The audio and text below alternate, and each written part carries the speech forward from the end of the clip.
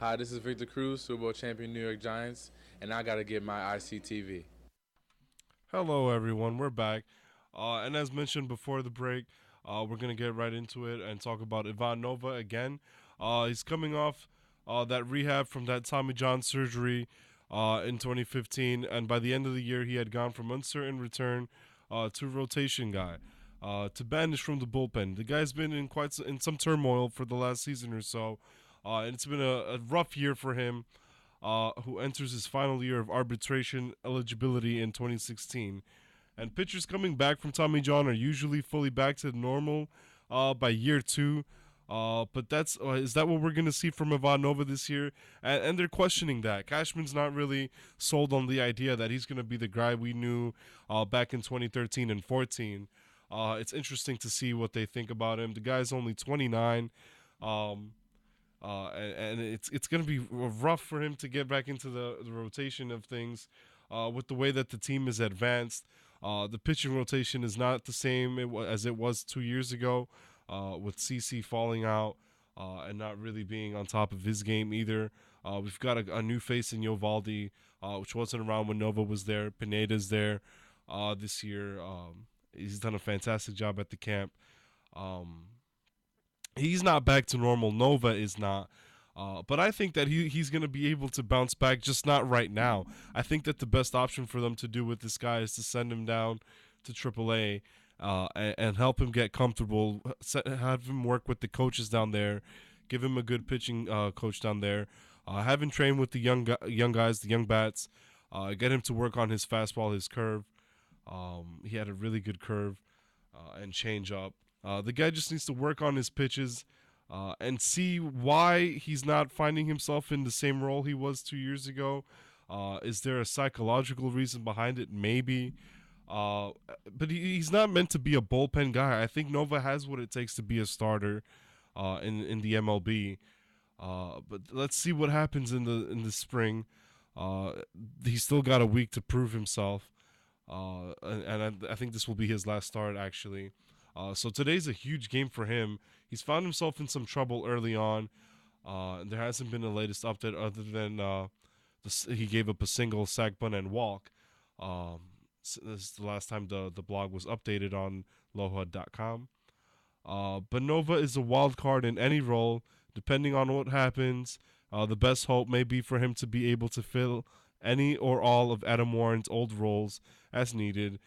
So they're going to try to put him in the bullpen. I think he can still be a starter. They might change their minds on what they see as the season moves on. But it's interesting to see uh, the progression that this guy has made coming back from Tommy John. Every case is different. And it's interesting to see that Nova can bounce back and be his normal self.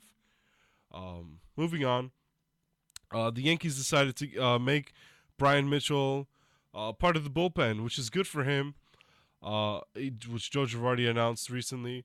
The guy had a .61 ERA in the spring, and he's going to be in the bullpen. Um, Girardi says he's a guy that's pitched extremely well. He's going to be with us one way or the other. And it's good to see Girardi backing the guy up like that. Brian Mitchell's obviously going to be nervous coming up to the big leagues. But what exactly does one or the other mean? It means that if this were an open competition, Mitchell would be the fifth starter. That's interesting because I was just talking about how Nova was the guy who he could obviously take that spot if he was in good health and good standing. But the fact is that he's not, and he's not back to normal, and he's not the pitcher that they were familiar with before the Tommy John. And it's interesting to see that this Brian Mitchell guy has just come out of the camp with outstanding numbers and an outstanding performance this spring. And he's wowed everyone, and with reason. The numbers back him up. He's going to be part of a fantastic bullpen that is going to guide the Yankees to having a good season. This bullpen, everyone said if the Yankees worked on their pitching, they're going to make it somewhere. Well, this is the season for that. I think we're going to see a really good uh, Yankee bullpen. And if the first 5 innings of a game aren't going to get us to win, well, we have a good chance in 6 through 9 to work on that, I believe. Uh, the Yankee rotation has been set with the following names: Andrew Miller, Dylan Betances, Chase and Shreve, Brian Mitchell and Nova Sabathia, depending on which one of Nova and Sabathia gets that fifth spot, which leaves 2 spots open for 7 candidates. And here's the order of those guys. We've got Brandon Pindon, who's got quite a bit of big league time last year, can go more than 1 inning when necessary, and has pitched well this spring. Johnny Barbado let an inherited runner score today, but he's otherwise been terrific in his first big league camp. Kirby Yates has been really good this spring. He's got 8 strikeouts and only 3 base runners, with some big league experience with the Rays. Anthony Swarzak, experienced longman, and has been pretty good in most outings, but his overall numbers aren't that impressive. Tyler Olson, last left on left candidate, still in camp, but Yankees are facing right heavy lineups the first week, so he could find himself coming up to the 40-man roster soon. Nick Goody was putting up very good spring training numbers before allowing 3 homers in the past couple of days. And Luis Cesa, surprising candidate who's pitched well, but could be more valuable as a AAA rotation depth. All of these guys are competing for spots as a part of the rotation in the bullpen, and it's interesting to see who's going to join them. But again, it depends on Nova and Sabathia and what they're doing. I think that Brandon Pinder's the best bet to come up. Maybe Kirby Yates, because they've seen a lot of good out of him and they like him a lot. So if there's 2 open spots, I think that it's going to go Pindon and Yates to fill that up. And the other guys will find themselves down in AAA. Well, they'll be helpful for that team there down in Scranton. It's interesting to see these guys. They're all working really hard. Again, and pitching has been something that has been critical for the Yankees in the last couple of seasons.